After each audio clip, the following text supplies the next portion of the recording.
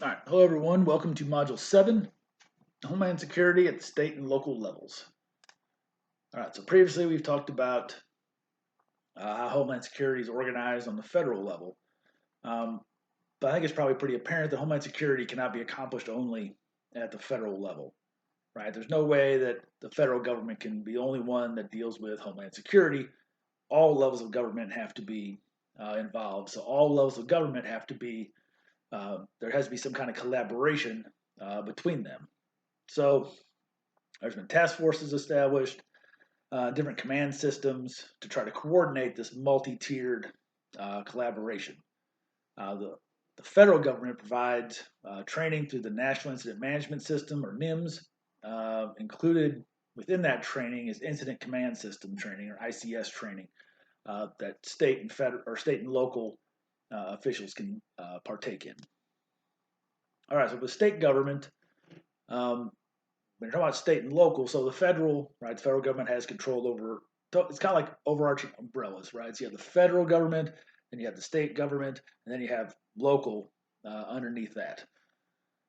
So because so much of what we do in America is put to the states for the states to decide how best to handle those things, there's really no uniform configuration of state level homeland security bureaucracy.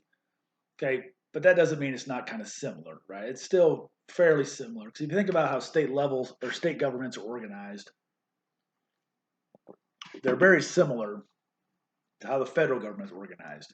And it's not like the federal government looks one way and state governments look completely different, and then local governments look completely different from that. They're all kind of similarly set up. They all kind of similarly function. Um, so even though there's no like you will organize like this, they all kind of organize the same, and there are certain core missions and roles that are similar across the states. You know, if you look at what governors do across the country, governors all kind of do the exact same things. Now there are some variations, sure, but if you look state to state, you know, governors all kind of do the same things. Government agencies all kind of do the same things as their counterparts across the country. All right, so the governor is important when you're talking about this multi-tiered collaboration of Homeland Security. So at the state level, governors are your chief executive officer, just like the president is for the federal government. Governors are for the states. So they're responsible for leading all the relief efforts, whether it's a terrorist attack, natural disaster, whatever kind of emergency. You know, they're in charge of managing the prevention, protection, mitigation, response systems. If there needs to be an official disaster status declared, they're the ones responsible for doing that. And they can also authorize to mobilize and deploy National Guard if that's needed. Mobilize the National Guard is one of the emergency powers that's granted to governors under federal law, and they can deploy the National Guard for a wide range of missions, a wide range of reasons. Stuff, a lot of times it's for disaster relief. If there's some kind of big tornado or a flood, how often do you see the National Guard, involved in those kind of activities? It's pretty common, right? So disaster relief, domestic military responses, for example, like quelling riots, if critical infrastructure needs to be secured, the National Guard can do that. And so the National Guard serves as kind of this force multiplier for state level emergency responders. So you have emergency responders go to something, and then they can bring in the National Guard, to multiply how many people they have working on any given emergency. But in addition to the governor, the president could also mobilize the National Guard if need be. Okay, so the governor's kind of in charge, but the governor doesn't actually do things, right? The bureaucracy underneath the governor is who does the things. So the state bureaucracies or the state agencies are the ones that implement the state emergency plans. Okay, so the government gives orders, and then the state bureaucracies implement those emergency orders by mobilizing whatever resources they need, and then deploying the assets, across the state or wherever they need to go. So they're the ones that are responsible for coordinating with the local governments and the other local relief agencies. Okay, so like I said, how things are actually configured state by state depends on each state. But just like the federal government, when you have new elections, you have budgetary changes, things get reconfigured, reorganizations occur. Those things happen, fairly regularly, just like, at the federal level. If a new president gets in, the new president has their list of things that they think is important, and the government reorganizes, reconfigures based on that. Well, the same thing happens at the state level. But one of the problems is when you have these kind of reorganizations, reconfigurations, it can lead to this role ambiguity of the agencies that are affected. What are we supposed to be doing? We're doing this now. We're doing this now. Well, how does that work? Who do we work with? Um, so there needs to be some kind of that needs to be handled properly when you have these kind of reconfigurations, reorganizations. The National Emergency Management Association, or NEMA, they monitor changes in state level homeland security systems, and they actually have a way you can go back and you can look. They keep track of how things have changed over time. All right, so who's NEMA? The National Emergency Management Association. Okay, so they're a professional organization, kind of an umbrella again of emergency management directors for all 50 states, 8 territories, and the District of Columbia. Okay, so there's this professional organization for all those emergency managers or emergency management directors to join and collaborate. It's nonprofit, it's nonpartisan. It's supposed to be just an information and kind of support association for these people, where they can go and get information, they can share information, they can learn from each other. It's supposed to address this all hazards approach. So in reality, it's this thing people can join, and information gets brought in and put out for all these emergency management directors to be able to coordinate. Kind of a clearinghouse kind of place. So the goals are to strengthen the nation's emergency management system, provide national leadership and expertise in comprehensive all hazards emergency management, serve as a vital emergency management information assistance resource, and then advance continuous improvement in emergency management through strategic partnerships, innovative programs, and collaborative policy positions. All right, so we have another organization that's involved in Homeland Security at the state and local level, and that is the National Homeland Security Consortium. And this was actually established by NEMA as a public forum for government personnel and private practitioners to get together and work together, collaborate on how best to protect America moving forward. So there's 21 major national organizations that are part of the National Homeland Security Consortium. Department of Homeland Security formally recognizes this consortium, which is important. That gives them at least some lobbying ability, to talk to DHS if there's issues that are going to affect state and local. The National Homeland Security Consortium can represent those people to NEMA, since DHS, since DHS recognizes the consortium. It's supposed to be, again, nonpartisan. It's supposed to be a neutral forum for idea exchanging, having real candid discussions, and sending input up to the federal government. Because you have state, local, and private, you're going to have differing opinions, different perspectives, which allows this consortium to really evaluate policy and practice from all these different angles, which is important when you're talking about Homeland Security and you're talking about all these different entities having to work together, federal, state, local, and then private entities. You've got to be able to talk about all the different perspectives and all the different angles, and that's really how you get the best policy. Okay, so those are things that happen at the national level. All right, let's break it down to a regional level now. So regionally, there's some organizations that are involved in Homeland Security. One is Councils of Government. So this is a consortium of regional governing bodies to collaborate and cooperate about Homeland Security.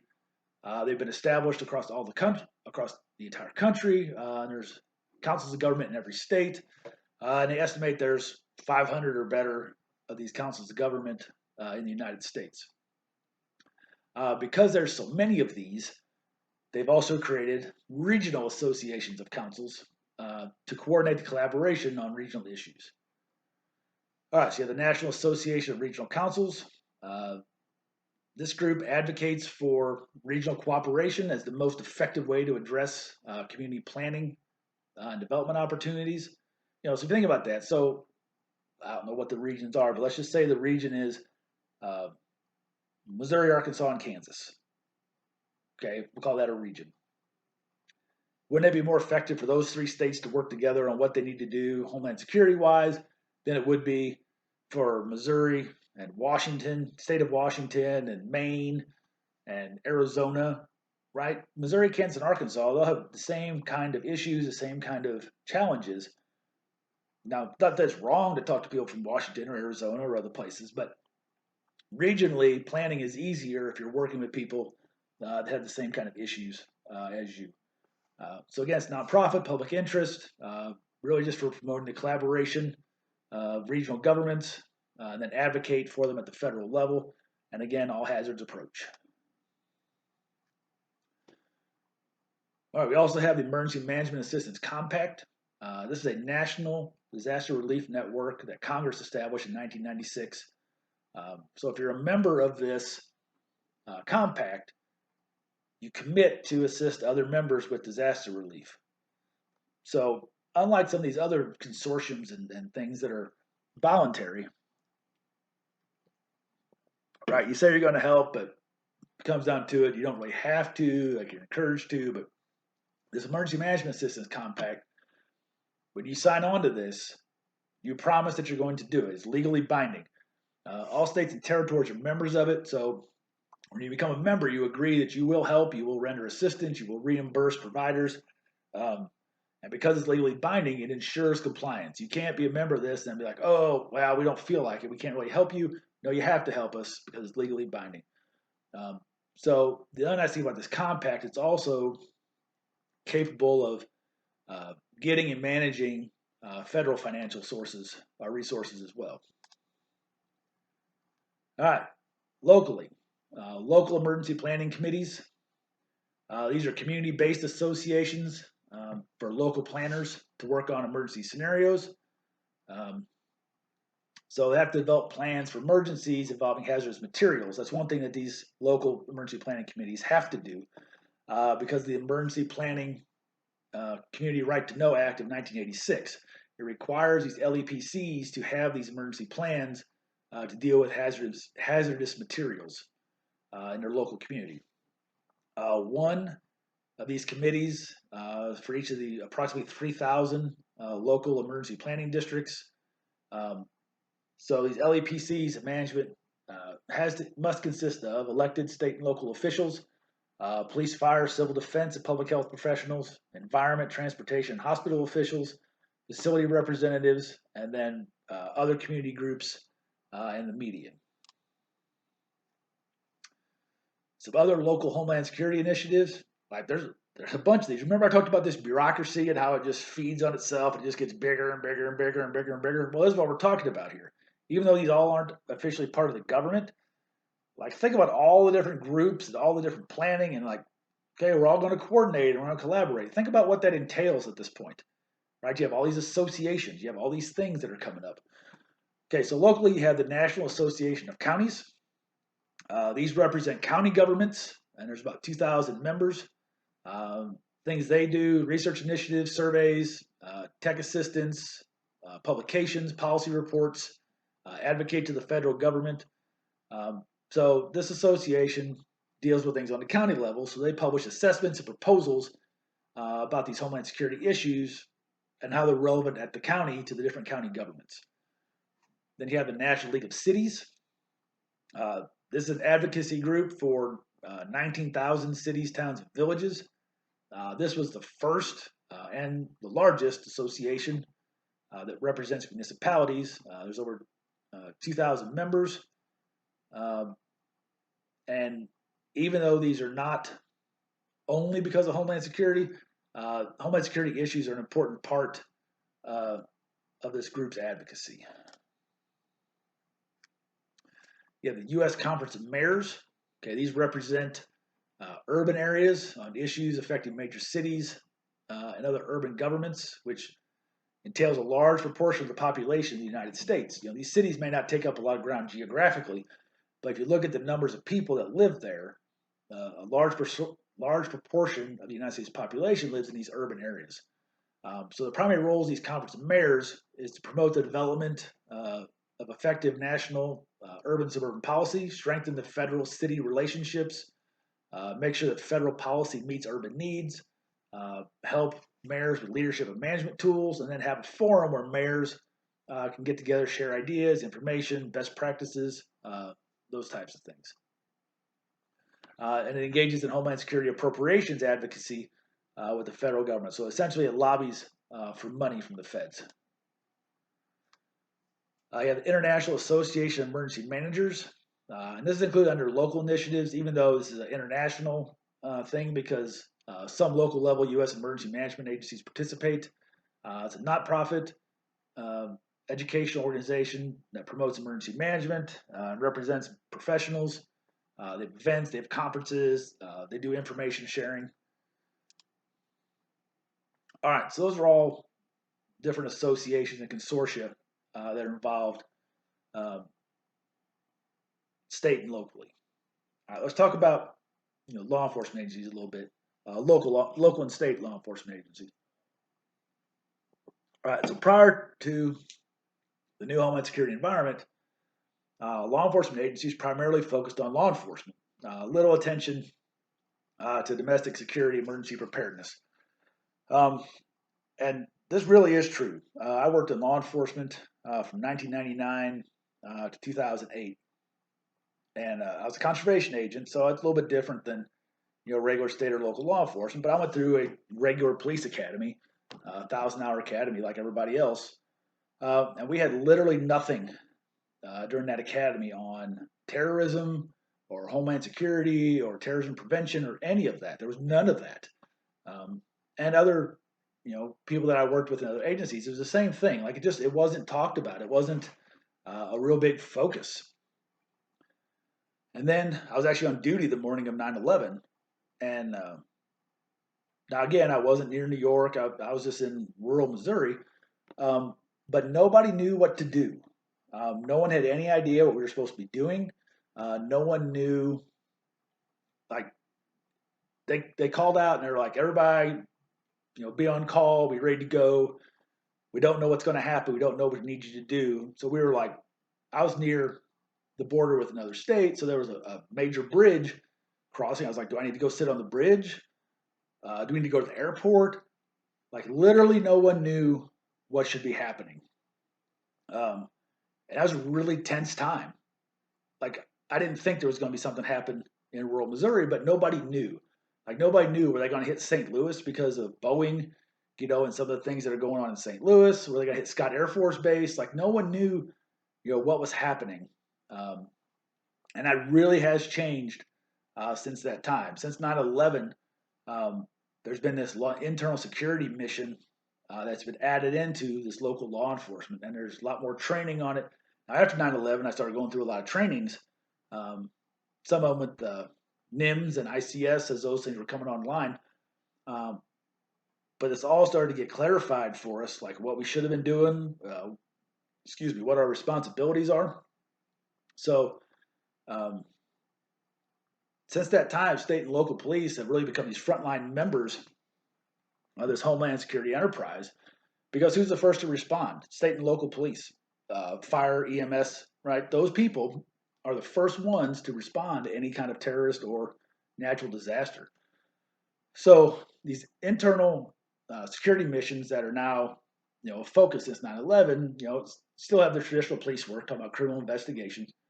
Specialized services, duties requiring specialized training, things like diffusing bombs, order maintenance, attack sites are secured, terrorist environments are stabilized with large and visible deployments of personnel, paramilitary deployment, those are your highly trained and specially equipped units, sent to crisis locations.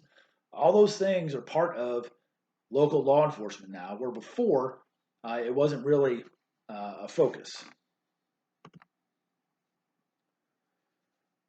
All right, so this paramilitary deployment of counterterrorism police, that's not really something that happens a whole lot in the United States. It's a very common international practice. Western democracies have historically used specialized police units as counterterrorist special forces. But this really isn't, it's not really how we do things uh, in America that much. All right, so how have law enforcement agencies adapted since 9/11? Okay, change was fast. It was rapid, and it was throughout law enforcement agencies. Like everybody was doing these trainings, everybody was changing the way they do things, policy, procedures, like all this stuff was happening at this rapid pace. Um, and state and local law enforcement has become much more involved in terrorism-related law enforcement. Intelligence gathering, investigations, emergency responses. After 9/11, while I was still on the job, we would get, communications, even in rural Missouri, like, hey, we need to go check this out. This needs to get looked at, or hey, there's some suspicious whatever going on, over somewhere. And if we were in that county, we would start, helping with some of that, checking it out or doing some surveillance work, that kind of stuff. Um, so the text lists a whole variety of findings that are related to changes that occurred in state and local law enforcement. They did a survey, kind of after the fact. How have you guys changed? What are things that you're doing that's different? So take a look at that. I'm not going to go through it all here, but look through it, and generally know kind of the major findings out of that. One of the things that did they occurred before 9/11. They existed, but after 9/11, they were greatly expanded. It was Joint Terrorism Task Forces. These are small cells of highly trained, locally based investigators, analysts, linguists, SWAT experts, and other specialists from dozens of U.S. law enforcement intelligence agencies. So these task forces are these specialists from all these agencies come together to work on terrorism stuff. So they were around before 9/11. They expanded after. There's approximately 4,400 Joint Terrorism Task Forces right now. It's quadruple the number that there was before 9/11. So they broadly coordinate the planning and responses to terrorist incidents. The FBI coordinates these through the National and Joint Terrorism Task Force. So look at Table 7.2 and then know the difference between what a fusion center is and what a Joint Terrorism Task Force is. All right, I'm going to stop there. Please let me know if you have any questions. Make sure you do your assignments for this chapter, and I'll see you in the next module.